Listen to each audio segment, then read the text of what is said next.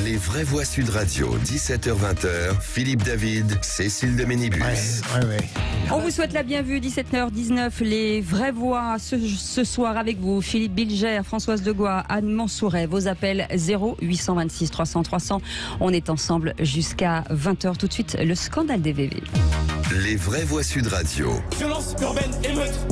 Violence urbaine, émeute. Football depuis 9 jeux. Football depuis 9 jeux. Rafale dans un C2. Rafale dans un C2. Bavure, murder sur un feu, C'est scandaleux, ça. Le scandale des vraies voix. Le scandale des vraies voix avec les scènes ultra-violentes dévoilées sur les réseaux sociaux ces derniers jours. À Toulouse, un homme s'est fait agresser et rouler dessus à scooter, et à Cannes, une femme de 89 ans a été dépouillée et frappée par 3 adolescents de 14 ans. Une enquête est ouverte après le passage à tabac d'un jeune homme ce week-end sur le pont Saint-Pierre, encore et toujours à Toulouse. Après l'avoir frappé, ces 2 agresseurs lui ont roulé dessus en scooter avant de prendre la fuite. Est-ce que vous pensez que nous vivons dans un climat d'insécurité en France, les vraies voix ? Évidemment. 4 réflexions très rapides. La France sans sauvage, je dis bien sans sauvage. Deuxième élément, en ce qui me concerne, je m'interroge sur la capacité de malfaisance d'un certain nombre de gens, jeunes ou moins jeunes. Je suis halluciné, même en tant qu'ancien avocat général, de voir jusqu'où on peut aller. Et je ne parle même pas de ce rappeur qui met sur le réseau social les violences qu'il porte à son chien. Troisième élément, je continue à penser que même si Gérald Darmanin, pour des raisons purement tactiques, cherche à rejoindre celui que j'appréciais et qui était de droite il y a longtemps, eh bien, la politique régalienne de Macron, d'Emmanuel Macron et de Gérald Darmanin et de Dupond-Moretti reste très faible. Et dernier élément, pardon d'être un peu long, c'est pour cela aussi que la délinquance s'accroît. Il y a une malfaisance collective et singulière qui s'amplifie, mais elle a le sentiment que le pouvoir est impuissant face à elle. Il y a sur les réseaux sociaux Jackie qui nous dit ce sera pire demain quand les honnêtes gens feront justice eux-mêmes. Les délinquants finiront par atteindre l'irréparable à force de se gaver de facilité d'action. Anne Mansouret. Alors, moi je voudrais faire 2 réflexions. La première, je la fais depuis très très longtemps, puisque ça date de 2005, quand il y a eu les événements justement en 2005. Voilà.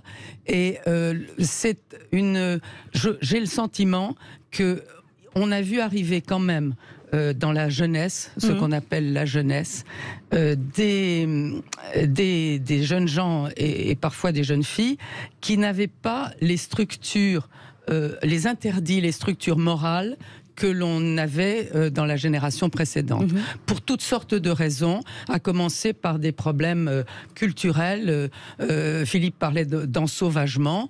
Il y a eu indéniablement, au début des années 2000, une sorte d'ensauvagement de la société, en ce sens qu'on a l'impression que les barrières morales, qui étaient au fait des barrières assez anciennes, qui étaient des barrières d'origine religieuse à la base, ces barrières morales se sont petit à petit effondrées. Et puis il y a un deuxième facteur, c'est que regardez ce que regardent ces jeunes à travers l'audiovisuel, à travers tout ce qui est tout ce qui leur est donné à regarder et à vivre, les films, c'est d'une violence mais insoutenable. Ce que vous voyez sur certaines chaînes de télévision et sur Internet, c'est quelque chose d'incroyable. Moi, j'ai vu des jeunes de 12-13 ans ne pas être choqués par un égorgement d'un djihadiste.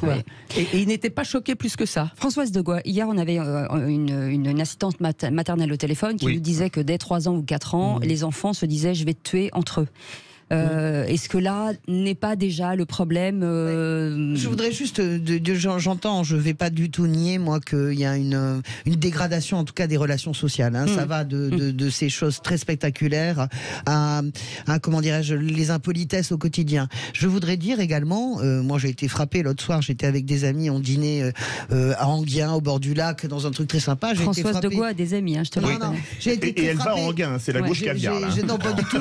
J'ai été très frappé de voir voir les bandes de jeunes qui allaient jouer quelques jetons au casino, dont moi je faisais partie, c'était absolument pas des jeunes beurre ou black, c'était des jeunes bien blancs, bien français, qui ont un langage de chartier, c'est-à-dire qu'ils ne peuvent absolument pas dire un mot sans dire putain, Hank, va chez ta mère, etc. Mais il y a des petits cons dans le 16e. Non, mais ce que je veux dire par là, c'est qu'il y a quelque chose de dégradé dans la façon de discuter, de parler, de s'invectiver. À un moment donné, je les ai retrouvés, les mômes, je lui ai dit, mais tu me causes meilleur. Donc là, on a commencé à discuter, c'est engagé une conversation. Vous pouvez nous dire, tu me causes meilleur? Ouais, tu me causes meilleur. Et alors, je lui dis, on n'a pas gardé les cochons ensemble. Et donc, oui, mais madame, j'ai dit, mais vous pouvez très bien dire les mêmes choses sans ponctuer toutes vos phrases avec Hank, etc., etc.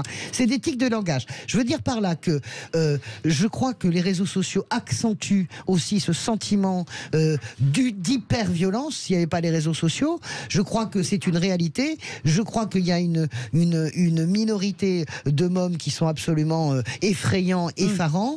Et pour le reste, je le redis, je ne trouve aucune excuse. C'est pas la gauche qui trouve des excuses. Il faut travailler aussi les causes sociales. Il faut travailler l'éducation, ce que vous disiez, à partir de 3 ans. Il faut faire l'école des parents. Il faut apprendre à ses enfants, ne serait-ce qu'à parler, à véhiculer autre chose à travers le langage. Je suis sûre qu'on y arrive. Et de pas dire n'importe quoi. Mais pas dire n'importe quoi. Est-ce que les politiques, ils se rendent même pas compte de ce qu'ils disent. Quand j'entends certaines personnes dire, par exemple, que certains opposants politiques sont des ennemis. Est-ce que ennemi, c'est pas Daesh? Alors là, est-ce qu'il n'y a pas un problème, justement, même chez les politiques, même pour ceux qui nous gouvernent, de ne pas utiliser les beaux mots aux bons endroits? Alors là, c'est plus grave, Mais Cécile. mais on est dans la même chose. Vous avez raison, il y a d'une part la vulgarité, l'impropriété du langage, et là, on relève d'une perversion intellectuelle. À mon avis, cette distinction qui a été faite, que vous évoquez à juste titre, est totalement aberrante entre ennemis et adversaires. Mais là où je rejoins totalement Françoise et vous-même. Hier, nous avions une personne qui a parlé de ça. Il ne faut pas non plus exagérer la portée des petites phrases des enfants. Lorsqu'un enfant de 3 ans dit « je vais te tuer », bien sûr, il imite, il entend quelque chose. Ça ne signifie pas que demain, il deviendra un tueur. Il faut faire très attention à ça, hein, tout de même. Une dégradation générale du savoir parler.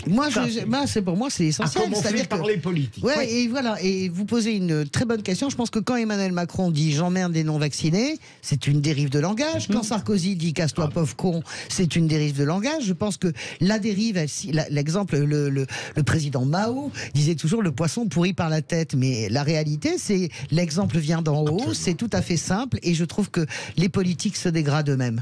Mais quand on voit un tout petit mot, quand on voit qu'Emmanuel Macron utilise le terme guerre aussi bien pour un virus que pour l'invasion de l'Ukraine, on se pose quand même des questions, quoi. Et ben voilà, mais alors là, on est dans la politique, véritablement. Restez avec nous, les vraies voix, ça continue. Dans un instant, le premier grand débat du jour reviendra sur cette journée. Ah, mais on n'est pas en débat, là. 12 millions. Non, on était dans un scandale, madame. Ah, pardon, excuse-moi. C'est le scandale des vraies voix. Et j'ai cru tout à l'heure, en voyant le programme, que c'était les vraies voix qui étaient le scandale. Vachement structuré. Mais t'as vu comme ils sont sérieux cette année, c'est affreux. Mais non, on est obligé de rentrer dans Allez, des on y va, on cases. revient dans un instant. Appelez-nous 0826 300 300 dans un instant. Est-ce que l'école, finalement, est-ce que le niveau de l'école est si bas que ça? Est-ce qu'il pourrait remonter? On vous attend au standard 0826 300 300.